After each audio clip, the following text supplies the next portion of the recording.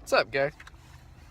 Look at us. Look at us being late as always to our movie. Yeah, I mean, it's the nice theater, so. Yeah, it's the theater you can get head in, and my peg is being a bitch, so just keeping this real quick. Tarek, what are you looking forward to Live by Night? I'm looking forward to Ben Affleck giving a good performance. You know, I obviously liked him in Batman vs Superman and Argo, and Yeah. those are the really. You know he directed Argo, right? Oh, he did? Yeah. Okay. So, you know, I've been a huge fan of Ben Affleck's directorial work, you know, and I'm hoping his fucking Batman movie kicks ass, because he's writing it, he's directing it. You know, don't let all those fucking internet rumors about, you know, the production being a mess, you know, fool you. You know, the dude's a fucking glorious director. You know, I think my favorite Ben Affleck directed movie is The Town. I never saw that. It's phenomenal, you know. All his movies so far, you know, have just been golden. This movie, however, critics have not been nice to it. Maybe it's because Ben and Casey Affleck, you know, have kind of switched roles, you know, in terms of critical success now. But, you know, it's a gangster movie, and that's something I always look forward to seeing. You know, Godfather Part 2 is one of my favorite movies ever made. I think my favorite mob movie, you know, is Scarface. Scarface. Mm-hmm. You know, I know Zoe Saldana's in it, but for the most part, I know absolutely nothing about this movie. I don't know the context behind Ben Affleck's character. I don't know. I didn't even watch the trailer, to be honest. I don't even know. Yeah, I'm only seeing this to get caught up. You know, I was gonna see it on my birthday when it came out, but unfortunately, I did end up falling sick. But here we are. Tomorrow is the dog's purpose, but tonight's we're gonna live by the night. Ah. Catch you in a bit, you motherfuckers.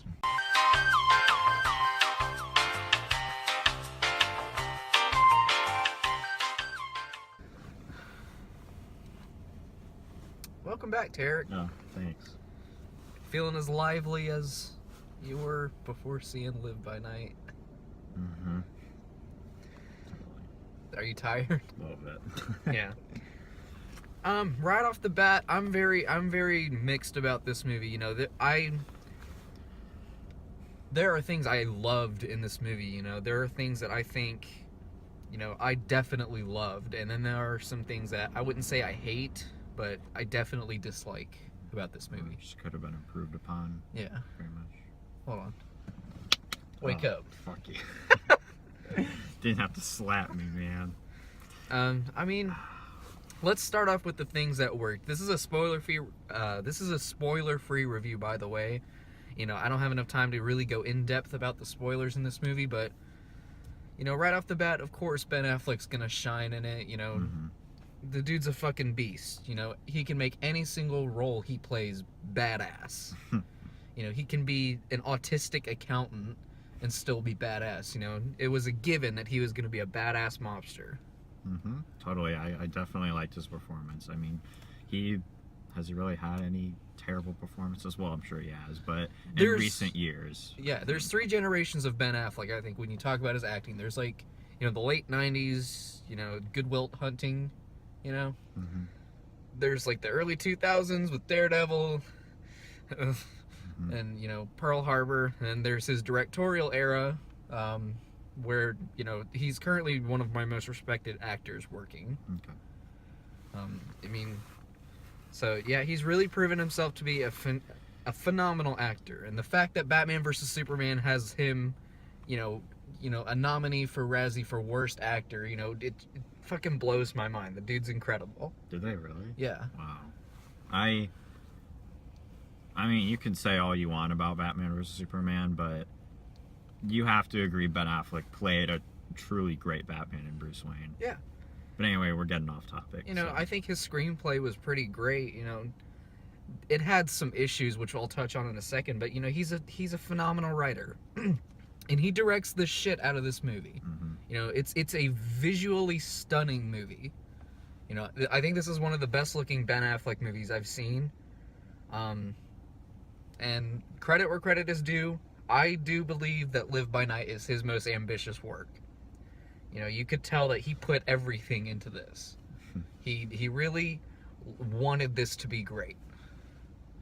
I mean, And you obviously can't fault a director for wanting that, because Yeah. you gotta respect him for that. But unfortunately, when you want something, sometimes Yeah, unfortunately, it just doesn't really execute all that well. I think the Yeah. first act of this movie is fantastic.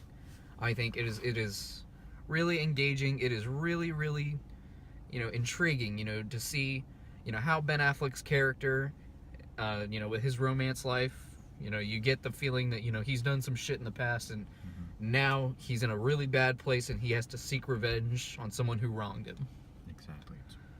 Um, and the guy's not likable. The villain's fucking unlikable. Yeah, that means he did his job pretty much. Yeah, and in the first act, you're seeing how he's progressing as a character, and you're like, yeah, I'm rooting for this guy. I want him to fucking, I want this bad guy to get his fucking comeuppance by Ben Affleck, and of course he does. Of course it does. I don't think that's a spoiler. We know it's gonna happen. And I do think that's satisfying. Unfortunately, the movie just think of the story as a balloon, and first act it's inflating up, and you got this nice full balloon. You're like, all right, this is a cool balloon. And then the second Zoe Saldana's fucking character, the entire story just deflates for me. Like I'm still interested in what's going on, but it just grinds to a fucking halt. All this motivation where he's like, yeah, I'm going after this fucking guy. He wronged me, and I gotta get revenge. It deflates. It falls on its fucking face. That's a shame. But it does introduce, different concepts that I think in other films would be really, really nice to see. You don't really get to see, mobsters being happy. You get to see Ben Affleck's character, happy, after everything, and he's like, hey, I don't want to keep doing this, really. Yeah, I mean, And that's something I love from my personal favorite Batman movie. It's called Mask of the Phantasm. You don't see Bruce Wayne happy, and he's like, I can't be Batman. I have someone in my life. I need to not be able to do this. yeah, And that's a really good character arc. I think so too. I kind of see what you mean, that the whole story kind of deflated with her in there, but other than that, I think her acting was fine. So Yeah, let's talk about Zoe Saldana for a second. I think she's a great actress. I think, whatever role she's in, despite, fucking blackface Nina, she does a good job in everything she's in. She plays a Cuban woman in this movie, and, she's a good love interest for Ben Affleck's character. Yeah, I think his name is Joe, right? Or Joseph? Joseph, I believe. Yeah. Tarek's fucking tired. He's exhausted.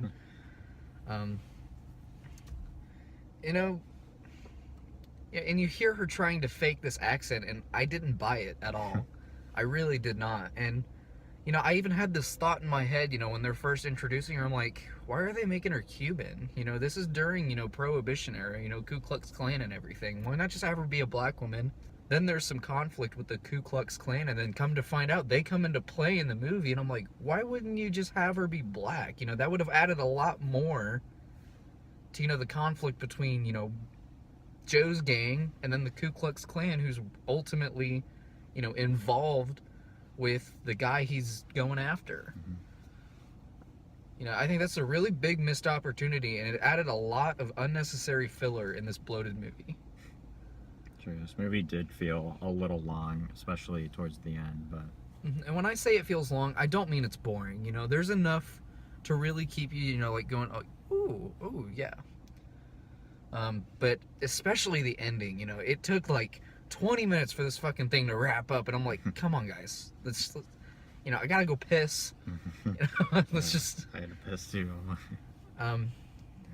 I think somewhere in there you could have shaved off 15 minutes. There's a lot of scenes that really don't lead anywhere. They're good character scenes, discussions between these characters, and you get to see their beliefs, but they don't lead anywhere, to be honest. Not like Ben Affleck would hope they would, because, it's some great dialogue. It's some great character writing. It just doesn't fit into the overall narrative of the movie, I believe. I think my favorite thing in the entire movie, you see down in Tampa Bay, during Prohibition era. The police are corrupt. There's a bigger theme of corruption in everything pretty much, and you see the cop and he's pretty much saying like, just because I breathe this corrupt air does not mean you can corrupt me, and you'll find out that's definitely not the case. And I think that was a beautiful way that they filmed that. Ben Affleck did a really good job in getting that message translated to film.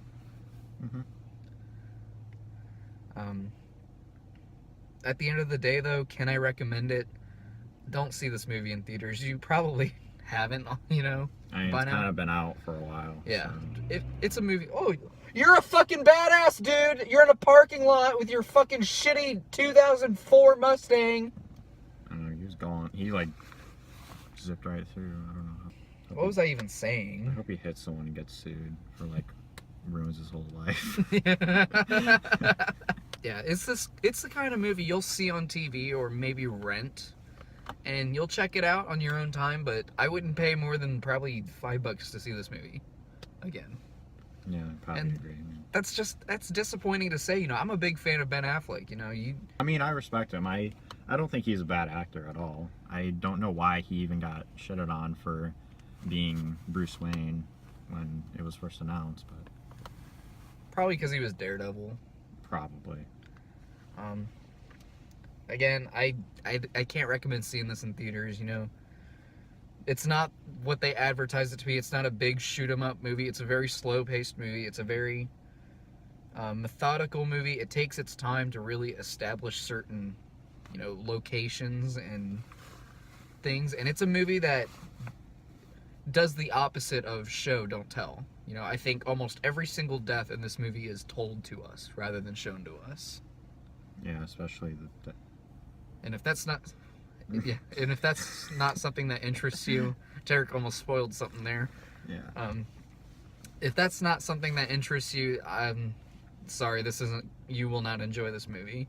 It's a very unconventional movie, and it does like exposition. Mm-hmm. Am I saying this is a terrible movie? Absolutely not. I still think the good outweighs the bad. You think so? I do.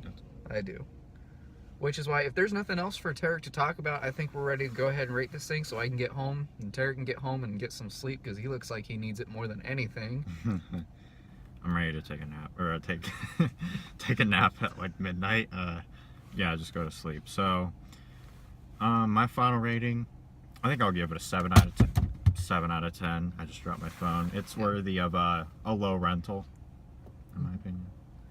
Yeah, 7 out of 10 was where I was teetering. I don't think it's, if I were to give this a grade, it would definitely be like a C or a B. Probably not an 8, but definitely a 7 in my book. It's directed well, it's written somewhat well, and there's some really good performances here. I just think there's things that really keep it down, and in my opinion, my least favorite Ben Affleck directed movie. So that being said, 7 out of 10. What else was it gonna be?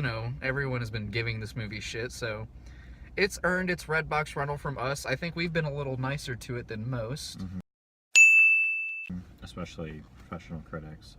Mm-hmm. And that's something that separates Tarek and us from them.